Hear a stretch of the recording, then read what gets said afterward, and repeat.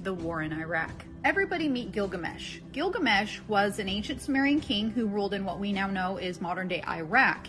And he was a 17 to 20 foot giant. He was a demigod, which means he was half human and half god. Now, Gilgamesh was a barbaric king. He built up and ruled over the city of Uruk, which is, again, modern-day Iraq. So what does he have to do with the war in Iraq? This brings us to 2003, when German archaeologist Jörg Fassbinder was digging in modern-day Iraq, and he thought he found the city of Uruk. Gilgamesh was simply a figment of myth.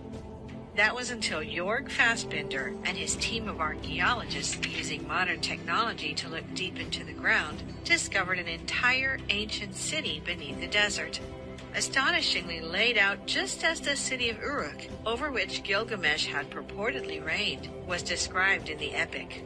More importantly, on the outskirts of the ancient city was what appeared to be a burial site, which archaeologists believed to be the tomb of the ancient king.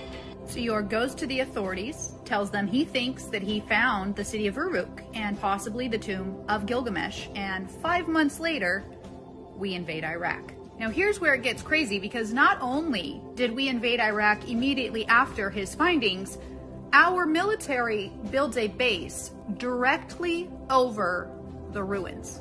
Anyway, it's not a secret that the USA established a base in the old Babylonian city, destroyed some historical artifacts, and also took with them many of the artifacts.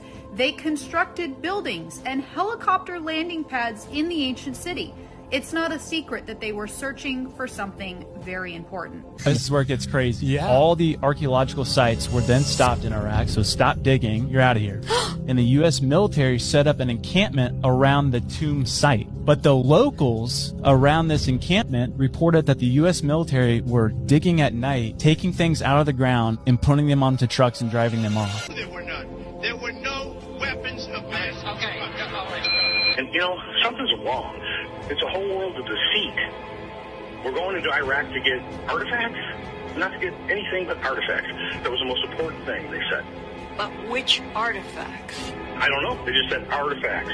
There were things in Iraq that were sold that we had to go get. Bush wanted those artifacts. It was very important. Did we get them, and if so, where did they go? We got them. They said they got everything they needed from that country. Where is it? I don't know. We have it. Saddam Hussein was building a massive reconstruction of Babylon near the ancient city. Was he trying to hide something huge? Is that why the U.S. decided to invade Iraq so fast and acquire the ancient relic? If you go on the Department of State's website and type in Gilgamesh, you are actually brought to the formal request for the ancient tomb of Gilgamesh. They were requesting his body from the burial site. So when we invaded Iraq, we went in and just took it all, and we actually had to return it. There's even an email from WikiLeaks that says, requesting documents pertaining to the resurrection chamber of Gilgamesh, the location of his body, and the location of the buried Nephilim. Our entire world is biblical. So what does our government do? It comes in and it covers it up.